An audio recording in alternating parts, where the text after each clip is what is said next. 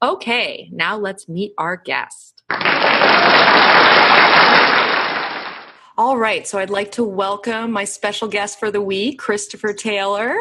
Thank you for being here, Christopher. Thank you for having me. And Christopher and I know each other from, once again, this is a buddy from San Diego Astrological Society. He's a local here in San Diego. Well, you're up in North County. You're a little farther north. Actually, you kind of get around. You've been moving a lot lately.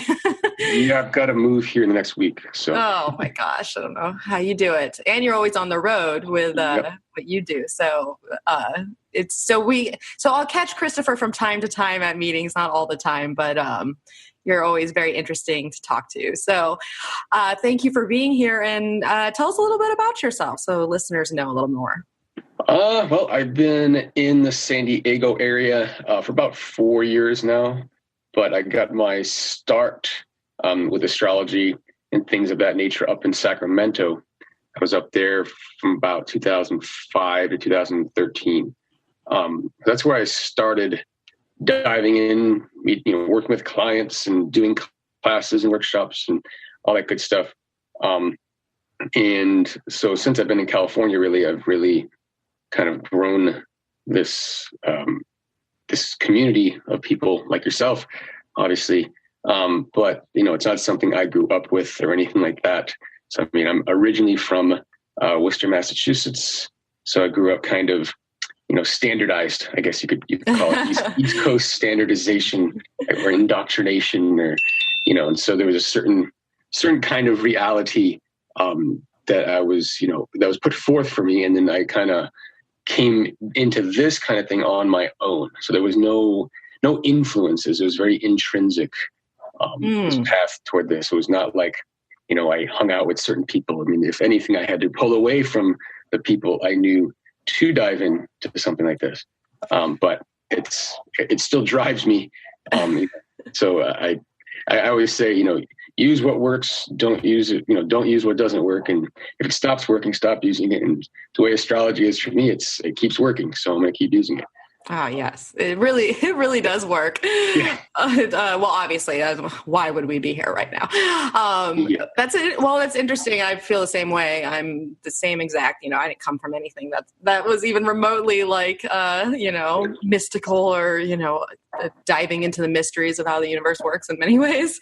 And this is not even what we're talking about today, but I'm curious, did anything kind of lead you down this path? Not, necessarily influences from family or, your upbringing, but kind of little signs from the universe that are like, go here, check this out. I just felt very drawn every time I would dig in. I'd want to dig in further. I think, when the internet really came out, and I'm old enough. I remember when there was no internet, or at least when there was, but it wasn't really used for a while. It was kind of like, oh, the internet's there, but it wasn't novel like it is today. But I was in college, and I just remember I got a little kind of summer, like, I don't want to call it an internship, but it was, something related to my professional direction at that time, which I was a meteorology student.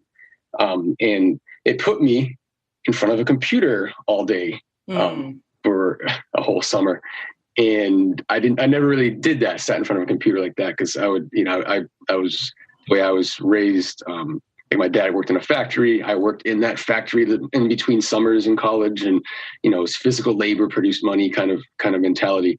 Mm-hmm. And so that summer was the first time I'd ever sat in front of a computer to make money.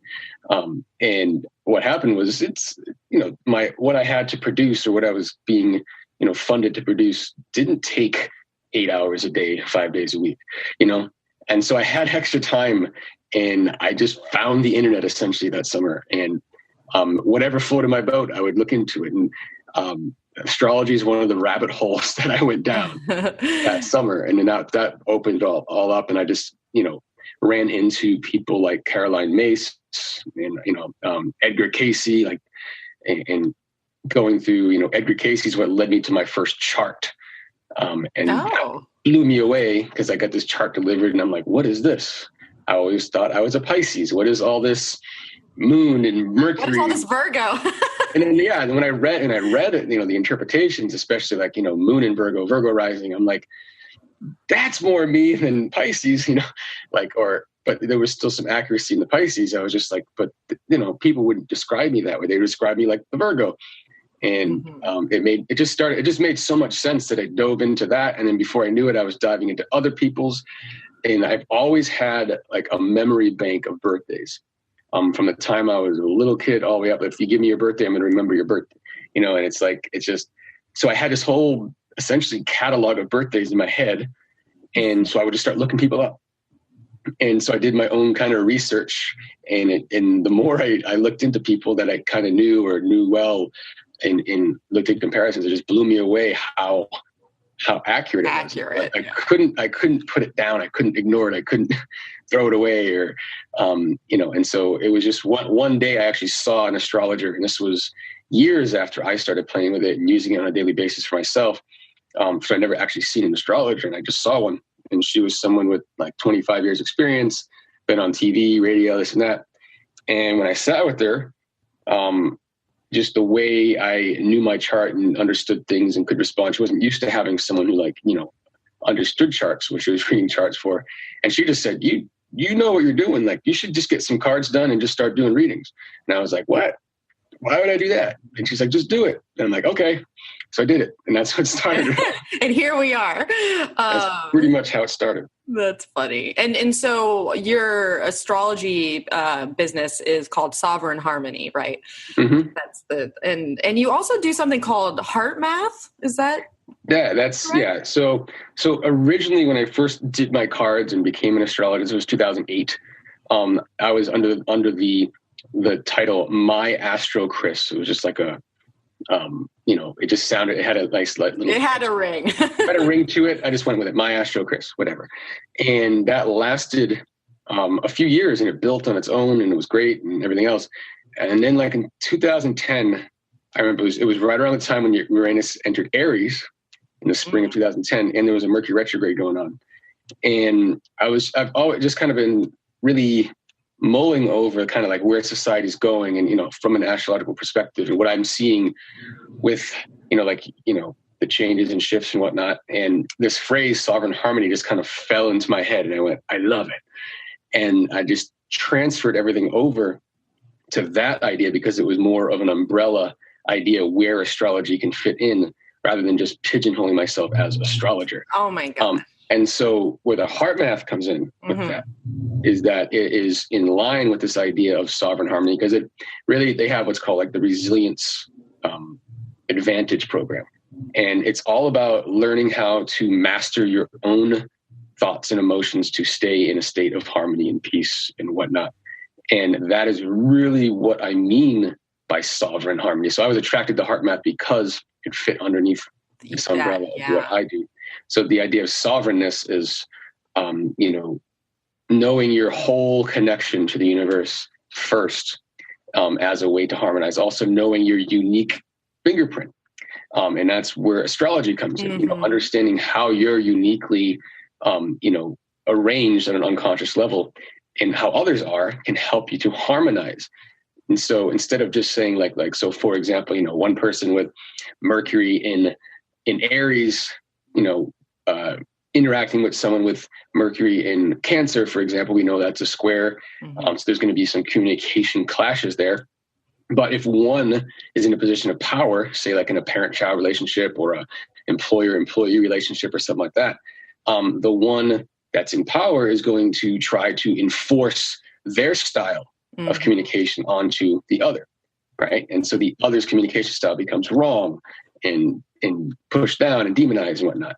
And so there could be some self-compromise in order to be loved and accepted and, incorporated into the situation. So the whole point of sovereign harmony is recognizing our own unique imprint, our own, and how that is actually just a whole representation, a whole fractal representation of the universe, and respecting other people's fractal representation of the universe, and coming from that position so that you can consciously create harmony. And that's one of my latest kind of program or title for what I put out there is what I call creating compatibility. It's not, I think when we hear the word compatibility, especially in astrology, it's all about what sign is compatible with another sign. How does this magically happen? We don't have to work at it.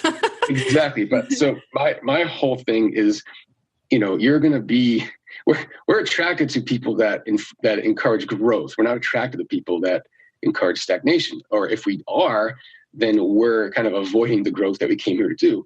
And so it's really about, following your heart first when it comes to partnering up, whether that's a job that feels right or a location that feels right for you to live, or another human being that feels right to partner with, trusting that, and then using a tool like astrology to understand how you're different and how you can harmonize, how do you naturally harmonize, but where there's going to be clashes unless you're conscious of it, and how to actually overcome those clashes, because there's no such thing as, just compatibility that exists.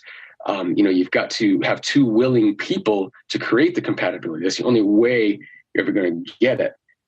So it isn't about magically finding it. It's about understanding the tools that can help you assess what needs to be done to create compatibility. This is so interesting because, and I love the way you broke that all down. And it's interesting to me because here we are today. We were going to talk about Uranus and Taurus and Mars and Aquarius, where I'm a little late on the on the go with this.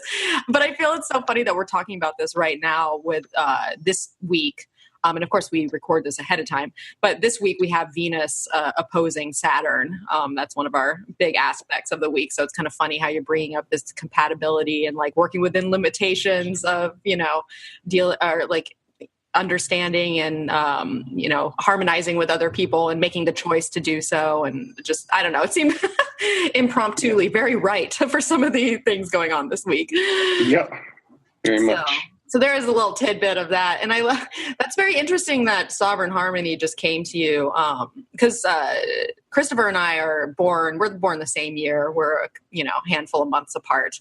And so it's funny because around the time that I came up with energetic principles, it was around the same exact time that you're talking about. It came to me out of the blue and it just seemed right. I bought all the domains, all the things. Yep. and I didn't touch it. It's not like I just went for it right there. I waited 4+ years before I even started to do something with it. So I was kind of chuckling to myself when you were sharing that tidbit because it felt familiar.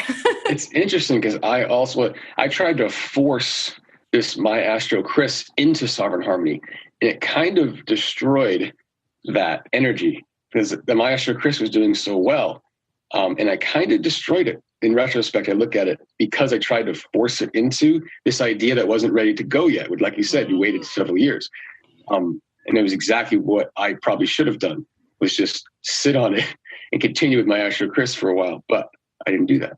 Yeah. So that's the Mercury and Aries in me.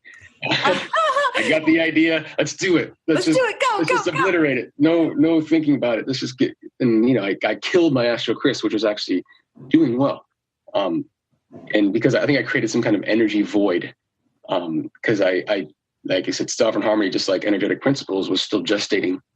And I was hoping that everything would fall into that. You're like, it's come to term, right? Already? Yeah. Let's get in there. I was like, it's been 4 months, whatever, get out of there. You're ready to go. That's, we all make mistakes. And I think I look at that as that was, if I was more, just feeling it out, I would have known, I think, that I should just sit on the Sovereign Harmony and, get the domains, get all that, but don't make any major changes to my clientele. And I should have done it more gradually. Yeah. But it was. Well, you live, you learn, Exactly. Is your Mercury early degrees of Aries? Oh yeah. Saturn's smack dab in a square to my Mercury right now. Well, I was just thinking how you were saying, right, when Uranus moved into Aries, when it kind of came to you, it was probably conjunct your Mercury right there. It took a couple years after that. Yeah. Okay. Yeah, it was I think 2012. But it's interesting you talk about the Saturn Venus opposition here this week. Yeah. That's full on squaring my Mercury at 8 degrees. So Oh yes. Well, it's opposing my own Venus. So I'm having a Venus conjunction at the time of the opposition to Saturn. So you have a Venus return. Venus returning and opposing. Saturn. Yeah. Oh, it's already been racking me in many ways. I've already had the first pass of Saturn, opposing it. And yeah, there was definitely a parting of ways with someone due through limitation and reorganizing our values and realizing that they're not the same and choosing to go separate directions. So that definitely fit in that regard. So yeah, well then you're feeling me, different energies, but we're both limited in some ways in regards to this. So it's interesting. Yours will be in a T square. Well, we'll see how that goes. And around the time that you get to move, how fun. Wonderful. Yes. Yes. All right. Well, that being said, that's our little Venus opposition Saturn segment. That was impromptu. So now we're going to actually talk about what I said we were going to talk about. Not that we have to, but why not? We're already here. So we're going to talk about a little bit about Uranus and Taurus and Mars and Aquarius and some of the and it's special because obviously it takes Uranus a long time to move into another sign. And I talked about this last week with Annalisa 6 a little bit with our new moon segment. But now it's like getting in there, it's settling. It's almost kind of fun because we get to talk about it a little after the fact now, since we got a little proof of what's kind of going on. And so we have Uranus and Taurus. It's 0 degrees right now, settling in. And same with Mars and Aquarius, because we're, it's happened like a day or two ago as we record this. And there's already some tension because basically Mars is squaring Uranus right now. And we're going to feel this, through this week that we're currently living as we're talking about this, and it'll start to reside as we get into the week that you actually be listening to this.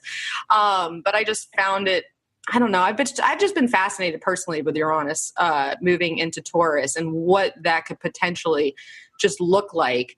Personally, yes, but more so on the world, like a world sphere, and like how it ends up impacting us. Because Uranus and Aries changed, I definitely fired up the world in a lot of ways, and I think it had a lot to do with Uranus, squaring Pluto during that time, right? So the world just got a little more volatile in many ways, and people are like, "Oh, Uranus and Taurus, Taurus is more subtle, more." And we're like, but yeah, it's Uranus. If anything, it's kind of worse. I mean, what do you think about that? Like going from natural Aries, kind of shake them up, to Taurus, which does not like to be shook.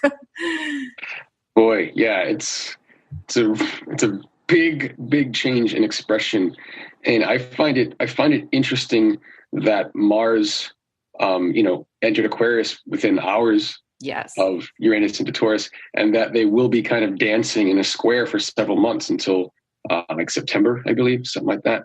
Yeah, they have I have some dates because I'm nerdy like that. So we basically have Mars square Uranus was on May 16th.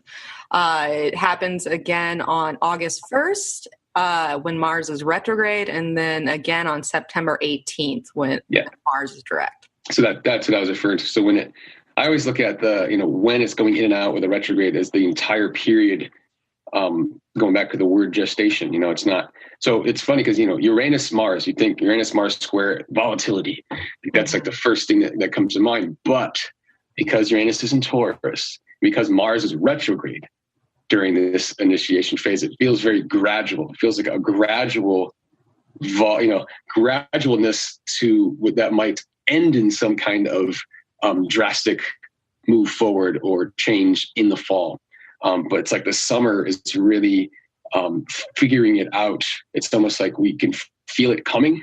You can feel it coming all summer. And it kind of, it's in slow enough motion that we can really, contain it. And that's where the Taurus energy comes in. So it's like there's some big changes in our personal lives and collectively on the horizon. But they're not going to just come in and surprise us. They kind of know and sense they're coming, but then it's suddenly going to be here, kind of speculation, and then boom, here it is.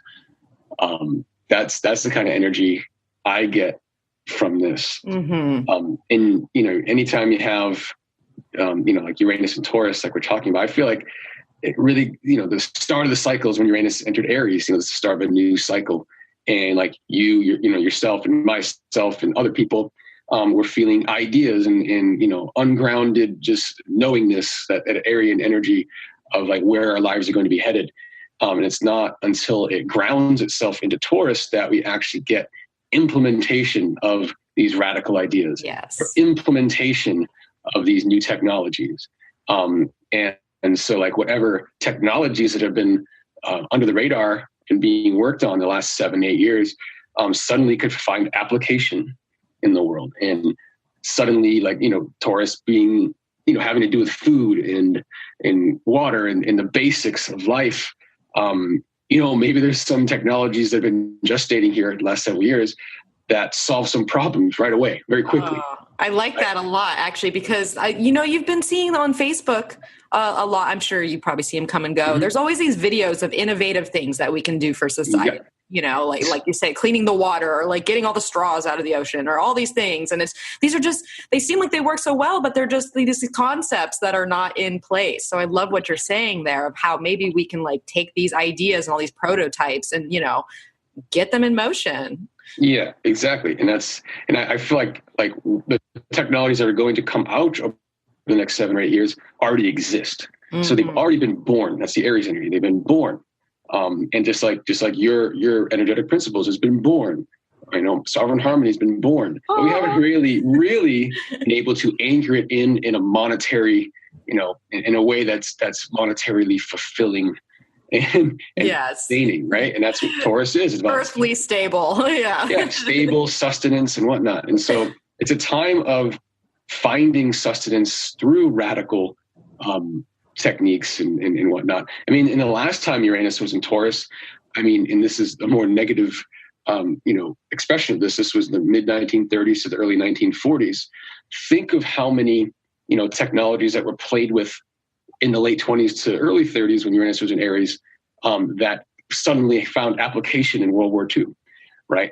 Mm-hmm. Rapid advancements in technology happened during World War II.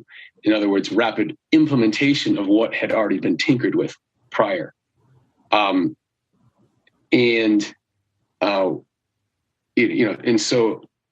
anyway, yeah. And that's the same kind of theme that's going on now. But, I'll bring in Regulus, which I'm not sure how many people are familiar with that, but that fixed star that, our Trump star, basically. The Trump star. You can think of it as a Trump star. It was at 29 degrees Leo. It entered 29 degrees Leo right around the time Uranus entered Taurus in the 1930s. And so that was happening at a time when power structures were getting super imbalanced, and destruction was like the way of the world, and imbalanced resources and whatnot. And now with Regulus and Virgo, it's a very different expression.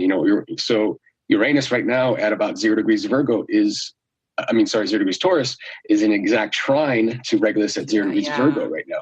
And so there's a much more gradual ease into what Regulus and Virgo is about, which is a more balanced power structure, a more, more power in the pieces. Virgo having to do with the pieces, right? Mm-hmm. So power in the pieces is the opposite of centralization, right? It's decentralization. So there's power in this gradual decentralization.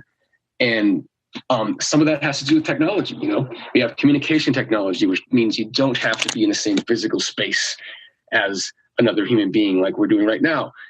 Generally, geographically, we're in similar spaces, but, we don't have to be in the same room. And this has huge implications for how government is structured down the line and everything else, because, we still have this world where we send representatives from small districts to Washington, D.C. to live and have a salary and all this good stuff, when they could be working from home, essentially working in their districts. Not being corrupted, connected with who they're supposed to be representing in the first place. Exactly, so they can connect to the greater greater representatives all over the country, while having a physical experience and connection with the actual people. I love that, Chris. That's right? Good. That's good. It's one example of technology that exists. Like why, like think how much money can be saved, taxpayer money can be saved. I know. Right. If you're not, and lobbyists, how they work is they have everyone in one room, everyone in one place. It's very easy to influence groups of people. It's very hard to influence people that are in their own sovereign space, right? Their own sovereign areas of, geographic areas and whatnot in coming from that space. But I see Regulus and Virgo as that decentralization of power. And Uranus and Taurus is, again, implementing technology in a solid form. And so that we're kind of on our way. And then you add in Saturn and Capricorn.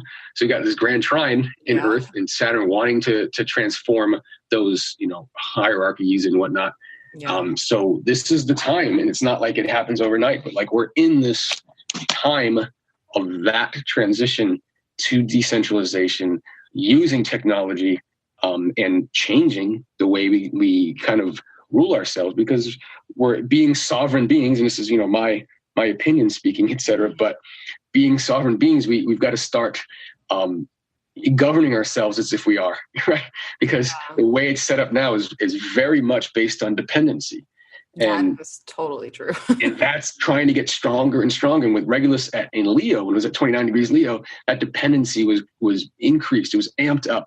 You can see it right in the beginning. You had like FDR was in office in the US, for example, and it was getting ever progressively toward dependency and Social Security and this and that. And these aren't necessarily bad things, but there's better ways to do it.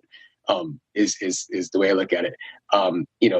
The idea, and this is, getting into like politics and whatnot, like when Bernie Sanders came out here in 2016, everyone's like, oh, Bernie.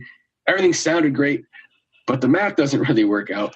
And the great thing about technological advances is like when it comes to supply and demand and labor and et cetera, we're at a point where technologically speaking, with 3D printing and our connectivity technologies and just whatnot, automation of things. There's a way, and automation is a key. People fear automation because it means it takes away our jobs, which takes away our money. But the reality is, if you can create or produce without labor, that's essentially the definition of free stuff. I was going to say, like, right? And the labor from the labor. Exactly. No, exactly. Because labor is nothing. It has no value. Like, if the only reason why things cost something is because it took labor to create it, to produce it. Mm-hmm. If you can produce it without labor, that's the definition of free. So it's different than everybody giving their money to government and the government giving everyone things for free. That's very different, and it's very unsustainable. But this idea of automated technologies producing and making sure there's food and the basics are provided for. Here's Taurus. The basics are provided for without cost. In other words, without labor. That is actual freedom, because you're not only can you get those products for free. It didn't cost anything to get them, in other words, but you're, like you said, free from the labor to actually create them. Yeah, but it's scary at the same time, because if it's basically, it goes against the whole constructs of our society and how we think, stability and security is found. And that can have a lot to do with, this whole tour of Pluto in Capricorn, as it breaks down all these, societal structures, corporations, how we go about things, how we go about our work. And we're around in the last, bit of that, now that we're in the, the third decan of it. And it'll be here till, in 2024 will be a big year when it moves. But, no, I find that fascinating and a good way of looking at it, because it is true. We just have to do the structure of what we see labor looking like, and realizing that we are just perpetuating the idea of us being slaves to this thing that we don't necessarily have to be in, but we have to restructure the power dynamics of how the whole system is set up for that to be functional. And that's why it is scary, because automations, yeah, you're free from the labor, but no one's being like, okay, well, now let's set it up so that, you are paid in a different way of value, because people value work, hard work. And, speaking as a moon in Capricorn, been there myself as a workhorse from time to time. But now we just have to switch our idea of what, people should get paid for, and, what people will create, because money is value, right? Like, that's the idea. It's like we do something and you get paid for it, and we're valuing your service, or we're valuing your hard work. And so that has to change in some way. What are you valuable for then, right? Essentially, if you're not doing the work and everything's automated and we don't need you to, put that rivet in, what are you valuable for? And that is that's the key crux here, I think. And well, there's lots of different things, but just saying. And that exactly what you're saying there is the whole, like I said, process of transforming from dependency to, interdependence, or, the connection between sovereign beings who are wholly representing, the universe, at the same time can be provided for free, right? If we allow that to happen. So it's just total, like with Pluto and Capricorn, like you're saying, this breakdown of this idea of dependency, this dependency on government, this dependency on, the systems of put labor in, deserve to eat, Yeah. that can go away with automation, with technological advance, with what we're talking about. But again, if everyone's equal, right? Everyone's equal in terms of having basics provided for, then like you said, what are you valued before? Like, why do we need you? Right. And that's it forces us to dig within and figure out what our best gifts are, because everything becomes value added, and not necessity. Right. You become, it's not because right now it's based on need. Oh, they need me for this, so I'm gonna eat well for the next 20 years because this person needs my services. And it's like, what if no one needed anything from you? What could you offer? Right. And that really has you have to focus on what is your unique sovereign fingerprint. And this is where a tool like astrology can become very valuable, and a person who is an astrologer can become very valuable to help people figure out what they can offer and what can lead to the most value. Now that we already know we're going to eat, sleep, and be well, what do I do with my life? Right? Yeah, exactly. It's like being retired from the day you're born, right? Like, you have enough. Yeah. That's funny. No, it's true, because it's like, especially, it would be different from the day you're born, because you'd just be born into this thing. It's like, yeah, well, maybe I can develop, go towards the things that I love to do in life, and they'll be, more on a purposeful, helping, humanity in some way, or just, developing your soul, and you just don't have the pressures of those very basic things, like you're saying, those kind of like more root chakra, just how am I going to have shelter over my head and something in my mouth to eat, and then I think what you were saying also about just feeling needed through what it is that we provide on an earthly level, or that's how we kind of develop our own value. And I mean, we do, everybody does it to some extent based on how much money you make, we like to pretend that doesn't matter, but it absolutely does. It just dictates most of our society, what your proverbial value is in the monetary system that we currently live in. And that's why it's kind of crazy with all the, like the Bitcoin thing coming out with, all these random people becoming millionaires, thrice over or whatever, these like little kids that are like 19, from, that just do not look like, but they've cracked into something. And so I find it interesting, especially with Bitcoin, and who knows, this could be a thing, or this could be a huge bubble that's about to burst, because, Uranus is full of surprises. Yeah. But I love the idea, because it goes back to what you were saying of the decentralization of things. Yeah. And the whole idea of Bitcoin is basically because it's not controlled by a bank or a corporation, and it's basically partitioned out into all these, super high energy, another Uranus type of thing, computer servers that, take up immense amounts of energy, like just incomprehensible to even run these systems. But because it's decentralizing all this, it is essentially giving financial freedom from the middleman. And so that's an interesting concept as well, to me, at least. that goes back to the transition from dependency being needed. That middleman is needed, right? And then when they're not needed, it's like, okay, what is my value? And I think, like you said, going back to decentralization too, Bitcoin is a cryptocurrency based on what's called blockchain technology. And it's that blockchain technology that is decentralized in nature. And so that's what sets it apart from, other types of approaches. And it can be used for more than just cryptocurrencies. And so I feel like so this is one of those things, is blockchain technology that I feel like has been gestating with Uranus and Aries, and it's going to come out full bore here with Uranus and Taurus over the next, 8 years or so. It's just interesting to me also that, the whole time period, Uranus is in Taurus, Pluto finishes up in Capricorn, and they both kind of switch signs, and Neptune also will switch signs into Aries, all within a year or two of each other in the mid 2020s. And so, we're kind of now with Uranus and Taurus, we're in the final leg of this transition, because everything else has already moved to where it's going to be for this final transition. Pluto, Uranus, and that's true. Neptune all move out all of a sudden, because Neptune's been in Pisces since 2011, Pluto's been in Capricorn since 2008. So they were kind of phases. And now with Uranus and Taurus, we're finally in the final stretch here. It's less than a decade to go in this final stretch, and things are going to start really transforming and moving. And I feel like Uranus and Aries was just the creation and gestation of technologies like blockchain. And cryptocurrencies, I think, are going to be a big part of that.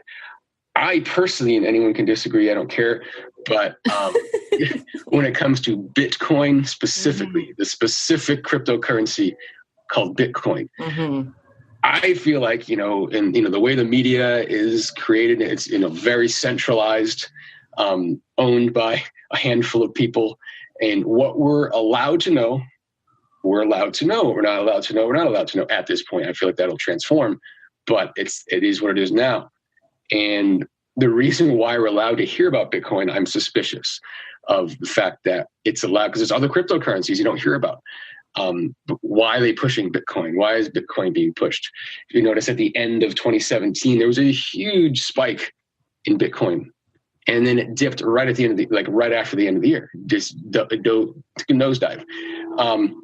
When you understand the whole, and from a tax perspective, IRS, when it comes to capital gains, how many people made some money, pulled out, and now owe the government some essentially what I would call at this point, and we can argue the semantics, but real money. Now they have to pay real money, for fake money that they made, right? That they can't really use. And so it could just be a way the government, not necessarily the government, but the bankers that own the government and tell the government what to do, to make even more money off of nothing, right? To enslave people a little bit more. Well, and that's the interesting thing here, though, because here we are we are coming up with a conundrum of sorts, right? And that's the whole idea of Taurus and Uranus. As I did like a brief history of, Uranus and Taurus, at least in American history, through, the early 1600s. And what I've noticed is that there's always contention with money, obviously. And especially taxes, and how it is kind of worked out. Like, this is when we had the Boston Tea Party when we had Uranus and Taurus, and then the whole idea of the Dust Bowl, and working through the 30s and stuff like that. But here we are, essentially, we're posing the question, hey, but you have to pay taxes and real money. How does this work? And so by having this kind of conflict, it brings up the question, how does that work? Because obviously that's not working anymore. So all these challenges basically have to come up with new innovative solutions of how this is going to work, because I don't think blockchain, like you said, the technology itself isn't going anywhere. And you could be right about Bitcoin just being the largest of that and kind of mimicking in its own right, the system we're trying to get away from, only a couple people holding it, blah, blah, blah. So I'm just wondering if, like what you're saying, those are the types of bubbles that are going to come up to be, worked through or contested, or because obviously it's not going to be a flowing, we're just here now with money and, this is this and that's that. Instead, we're going to have to go through, innovating the whole system. And I find it very interesting, especially the day that Uranus moved into Taurus. That was the day. That Venezuela started to. They launched their own blockchain, like a digital currency called El Petro, and a Russian bank is agreed to back it, and so it's very interesting because I saw this whole thing. I think it was on Vice News because I've been fascinated with Russia in many regards, and I'm sure many people out there have if you follow politics. But Russia, even though their chart is a little bit hard to pin down, their astrological chart, just based on the changes of the USSR and all that, but they seem to be a very Taurus-driven, Venus-driven type of chart. And so I was just like, how is Russia going to play into all this? And especially, we haven't even talked about oil or anything like that. We could have a 5-hour podcast, basically. Yeah. We're not going to do that. But I just found it very interesting because with all of these economies, basically, they're suffering, in many ways, including the Russian economy and their, rubles. And so Putin had made a meeting with the second biggest blockchain out there is Ethereum. And it just happens to have been made by a 21-year-old Russian kid who lived in Canada. But he invited him to Russia to be to tell me what's going on. Let's work together. Because in his mind, rather than trying to build up the current currency and get that back to what it could be, he's like, forget it. I'm going to go over here with this new technology and be one of the first to implement cryptocurrencies as a legit thing. And so the fact that he, guaranteed through, well, maybe not him, but I'm sure the Russian bank that did, was talking to him in some ways. It's very interesting because now there's a bank to back Venezuela's digital currency. And so I just the day that Uranus moves into Taurus, I find that very, interesting. It's sort of right around the time that Pluto entered Capricorn, the economy collapsed in the U.S. Right around the time that Jupiter just entered Scorpio here in October was when the Weinstein scandal came out. And so these very, thematically appropriate things tend to line up with the first entrance of the longer or slower moving planets when they enter new signs. It's always interesting to see that. But yeah, I think it's a beginning of the trend we're going to see over the next, say, almost a decade here, with Uranus and Taurus for about 7 or 8 years. And, interesting to note, when it comes to the dollar and whatnot, I mean, it's sort of had its run, and the U.S. and interests in it, i.e. Britain, Israel, are desperately trying to maintain the value of that currency, or other countries like you're talking about, Venezuela, Russia, China, they're looking for other ways to do it. And this is exactly what Uranus and Taurus is going to be. It could be, this could be the time period where we shift from the dollar to something else, or to a variety of something else's. There's Uranus, right? Splitting up the currencies. That's Uranus and Taurus, right? Where there's it could add stability by decentralizing it. Instead of being all the dollar, it can be many different types of both physical as well as electronic representations of value in money.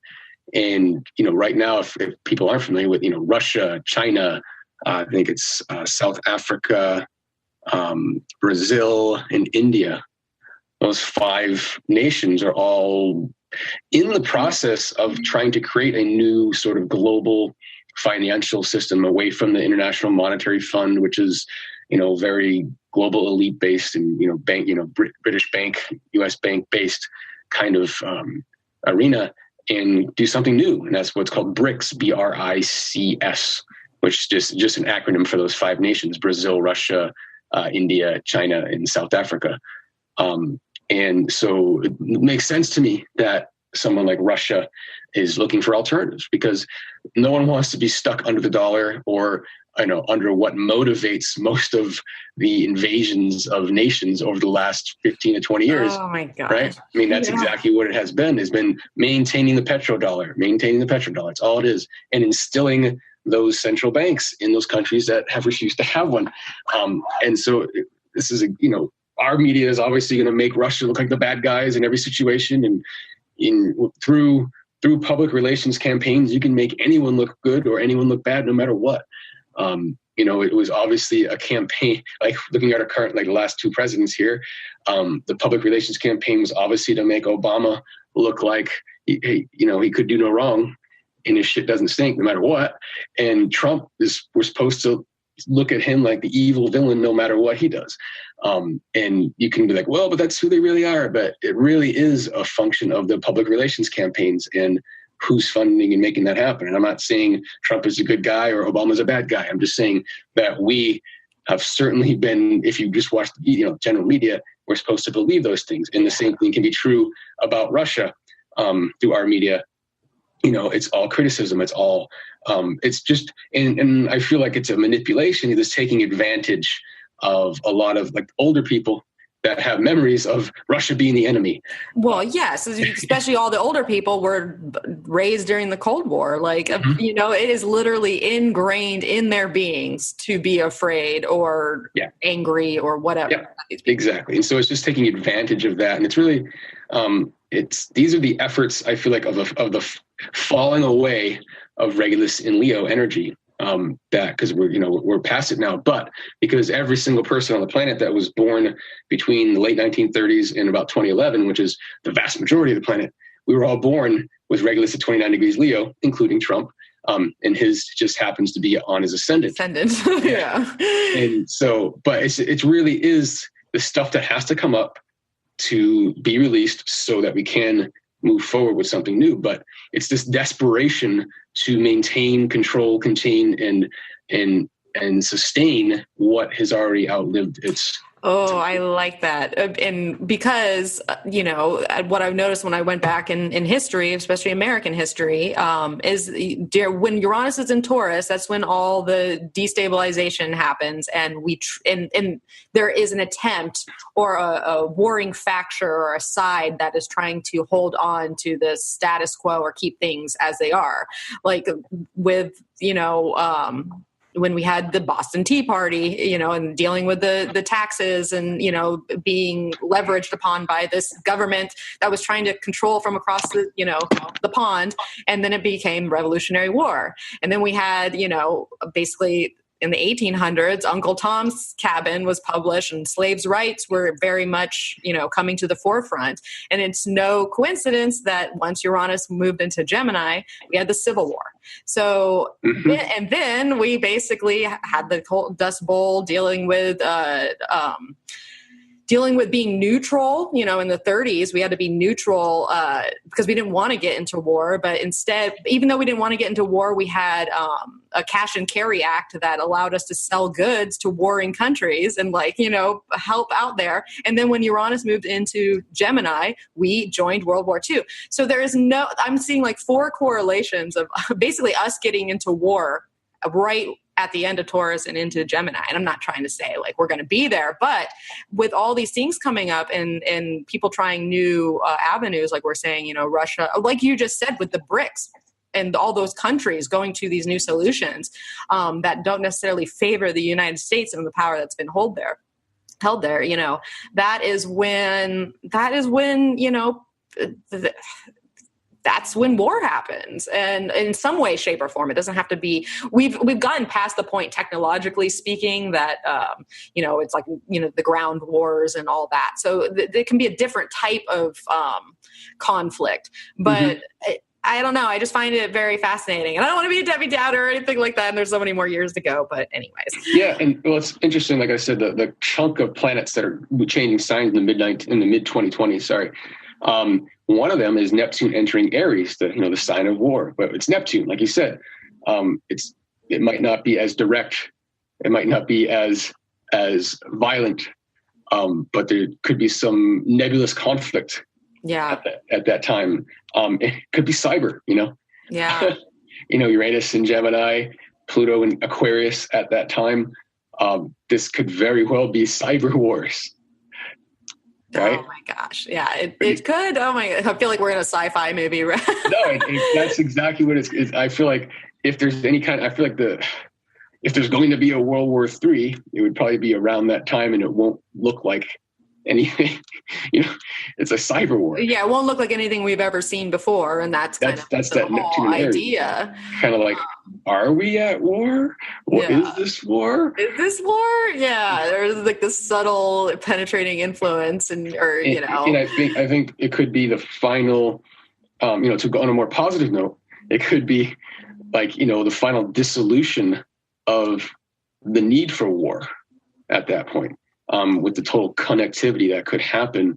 Oh God, that would be. So it's like, because think about it. Now we're in Regulus and Virgo. We're not in Regulus in Leo, like the last several examples of Uranus and Taurus entering Gemini were, right? They all happened with Regulus and Leo. So given that Regulus has to do with power structures and conflict and whatnot, it might look very different with Regulus and Virgo when Uranus enters Gemini this time. And with Pluto and Aquarius and Neptune and Aries, this could be dissolution of the idea of conflict as we know it, and the kind of interconnectivity of decentralized units. That's another way to look at it. Well, it's interesting too, because you're like how you're like, well, maybe there won't be something to war over. And that, the things we've been warring over, especially in the last half a century, have been mostly oil related and, holding resources and stuff like that. And of course the opiate situation. But I find it interesting, and this is another little side note. We might have to talk about Mars and Aquarius just a little bit before we wrap it up. I'm way over time, but I'm really enjoying talking to you, so I'm not stopping it. Anyways, so what I found interesting, because I've been watching this guy on YouTube that predicts earthquakes, because earthquakes is a very Uranian type of thing. Making that earth up.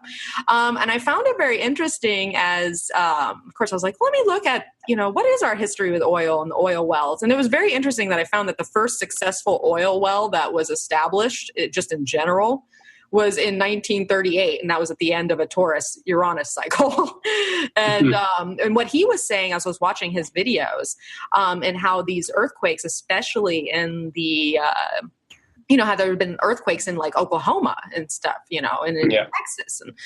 And he was pointing out, as I was watching him do Google Earth grid maps of the oil wells and how they are basically pieced out, as I'm thinking about Regulus and Virgo now, pieced out in these, grids and structures. But what's happening as we're, fracking or drilling down, we are basically disrupting the whole infrastructure of the core. And so even though, we're getting these resources out, just all this planned grid-like penetration to the earth is destabilizing, the shelf basic, or, what keeps that area from having, kind of Hawaii-like earthquakes or whatever. And so I just found it very interesting that, with Uranus and Taurus, because obviously we're talking about land here and something that's supposed to be, stable and structured. If we're going to have an increase in, earthquakes in places that haven't been before, because we've had this technology going for so long that has disrupted the planet, if that makes sense.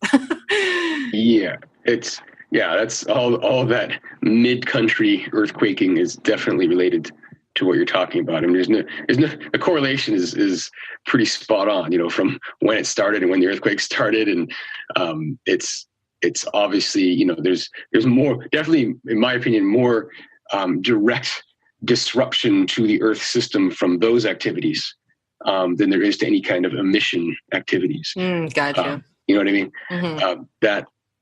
for sure. There's a 1-to-1 correlation here. You know, we're gonna drill here, move land around here, things shake. I wonder why it shook. You know, yeah, right? So, well, oh, I'm wondering because it just popped in my head. You know, because obviously we had our great American eclipse last year in what day was it? August? I can't remember. Yeah. Yes. And I was thinking about the next one, 2024, right? Yeah. Is it 2024? Yes. Yeah. Not 2020. 2024. Okay. Anyways, I was just thinking about where the paths meet, you know, the eclipse paths, and the eclipse paths meet right in that zone of like, and so I'm just wondering. Like the new Madrid fault. Yeah.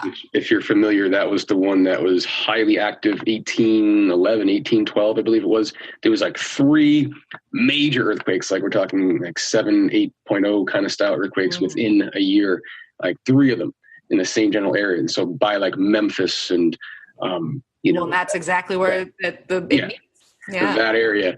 And there was reports of like the Mississippi River flowing backwards for a couple hours or something after one of the earthquakes. Like we're talking as violent as the earth can shake in that area, which, you know, it goes dormant, but it was active. People literally thought it was the end times that lived in the area, even though, you know, without the modern communication technology, as far as they're concerned, that is the whole world. They don't know that the whole world didn't just shake like that, you know. Yeah. It's from that perspective, it can be pretty frightening because you know, it's not generally an earthquake-prone area. So if someone had, you know, maybe a century or two of history there with their family, and never had an experience like that, this could really could have been pretty intense. But yeah, that is interesting how they intersect. Yeah, right around there. It's also interesting. I saw someone post something today. So the babies that were conceived around that eclipse in August are now being born right around now. Yeah. Which is also interesting. That is interesting. We're about 9 months from that last eclipse. So, you know, who are these? You were birthing this new generation of who's being birthed right now. Yeah. And, you know, what are they coming here to do? I find that interesting too, just a side note. Yeah, well, that's fascinating. All right, well, we've talked enough about Uranus and Taurus, although, I mean, I'm sure you and I can both go on for days about this, and that's what makes astrology so interesting, and because if you love to speculate, this is a good place to be. So let's quickly talk about Mars and Aquarius before we wrap it up, just because I said we were going to talk about it, so I like to keep my word. And so we just have Mars coming into Aquarius now, and we're getting settled into that energy. And we're going to have Mars in Aquarius until November 15th, because we have a retrograde cycle that is going on and when are we retrograding here? It's like June 26th to August 27th. Yes. And so basically what's going on here is we have Mars, which I like what you were saying earlier, way earlier when we started talking about as we kind of slowly move into these gradual things that are happening, and then maybe this Mars retrograde, because I noticed a lot of people are having shifts right now, and I mean, rightfully so. We have a lot of things shifting, but I mean, like big things, like, you know, closing down one thing, you know, moving across the country, or quitting a job to go into this job, or, you know, just these major life changes. And so I'm wondering if a lot of the things that are happening right now, and a lot of the action that we're taking, or what we're motivated to, you know, put our energy into, if it you know, in true retrograde fashion, it's going to be reviewed in some way. And I'm wondering if we're like, because basically why we're having this retrograde, Mars and Uranus are going to do a square dance, a good old fashioned square dance together, which just happened on May 16th. And then August 1st, and then September 18th, I said earlier. And so I'm wondering if we're going to be reviewing some of these things, you know, these motivations that we're driven to go towards, you know, especially more like Aquarian things, like, you know, our kind of our individual desires in some way of how we fit into the, you know, fit better into society. If we're going to be like reviewing those? Because I've seen a couple cases where people are making things, and I'm just wondering if people are going to have maybe changes of heart or reconsider their direction in some way, even though they're making the changes now, just because we have Mars that's going to be conjunct the South Node in Aquarius. I'm just thinking maybe, but I don't know. What do you think about any of that? So, Mars in Aquarius, remember it's backing into Capricorn. So I feel like that's true. Important because, and like I said, a lot of people are going through some shifts right now. But I think Mars in Aquarius, what it's going to be a review of is where are we headed, right? Because Aquarius energy has to do with the future, what's in front of us. And so the Mars-Uranus square is this urge to move forward and make it real, make what we want in the future happen real, right now. That's, Uranus and Taurus, let's manifest it. Mars, let's go now. And because it's a retrograde and it's not really moving anywhere fast, we're really having an opportunity to fine tune exactly what direction we're going to head. And once we fine tune it, we're going to head there pretty rapidly and in a tangible way, right? Mm-hmm. So no more of this, I got an idea. It's more like, what do I do today to put this idea forth? Even if it's not complete and ready to go, what can I do today? And it's just wanting to take action toward what we're trying to build in the future now. And we want some real, want to see some results. That's a key too, is like seeing results, the real manifest. So I think it's a lot of us are going to be just reviewing and making sure that we're putting our focus of our energy in the right direction, because we don't want to be heading in the wrong direction. Yeah. And that's kind of what I'm wondering with the Mars in retrograde. Not that we're going in the wrong direction, but really just honing in on what that direction looks like and maybe doing some twists and turns along the way, which I guess is the nature of life. But I also just see it like also putting a lot of faith in our own ideas, like, that sovereign direction, that unique impulse, like having the faith to make it real now. But just playing with options this summer. Not necessarily committing to anything, but I feel like the commitment could happen fast, right? When it's ready. And it won't be ready until about September or so. And that's when we'll be, all right, this is how I'm going to approach heading toward what I want. So we might play with how we're approaching it over the next couple of months, several months, but it won't be till September, October that we are now inwardly committed to taking tangible action and making our unique ideas real. Because remember, Aquarius is ruled by Uranus. So we have Mars in Aquarius squaring the ruler of Aquarius.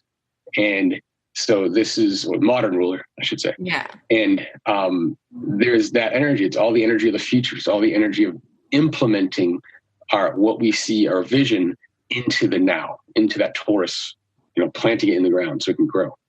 Well, and the fact that the Mars retrogrades and stations direct on, those closing degrees of Capricorn, which will be then solidifying those future directives into, that the earthly plane, and actually going and doing it and committing yourself to this, what it is you're working towards at that point. So I like that a lot. It makes a lot of sense. And just quickly before we go, like, what do you think about Mars kind of dancing over the South Node and how that might kind of come into play? I think this goes back to like our discussion earlier about how ideas gestated around 2010, 2011, 12. So it's time to take some things from the past, things that had fits and starts and didn't really go anywhere, and consolidate what's still useful and discard what isn't. And so that way we know that we are heading toward the future full bore with everything that we can head toward it with, and not bringing anything extra. So we're lightening up as well. So it's kind of a release of anything but also a release of the perceived disappointments of the past, what didn't work out, how we really wanted this thing to build and it didn't build at that time, and not letting that like perception of failure block our path forward from here forward. So it's sort of erasing the past, but taking whatever is still valuable from it, and only what's valuable, and leaving behind all perceptions of disappointment and failure, and just going, this time will work. Yeah. And you see, so we develop some valuable things. They just haven't produced value yet. Well, I was thinking the idea of ideals, like you saying, leaving some things behind, and how Aquarius can definitely deal in the land of idealism at times.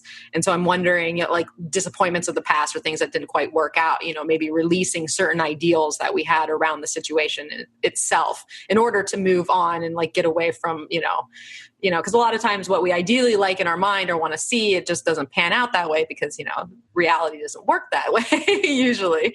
Exactly. So, yeah. Yeah. All right, Christopher, we've talked about so many things. This is like double my normal interview, but it was fascinating. So I'm totally glad you joined me today. So before we leave here, where can people find you? What are you offering? You got any things coming up? How can people get a hold of you? Well, sovereignharmony.com is probably the best way. You can use a contact form. It'll get to my email. There's also a phone number on the website as well. I am trying to focus when I can because I work a lot and I'm out of town and a lot of hours. And so when I do have time, what I'm focusing on now is this idea of creating compatibility. And so I'm doing, personal readings for people, birthday readings or, personal readings, etc.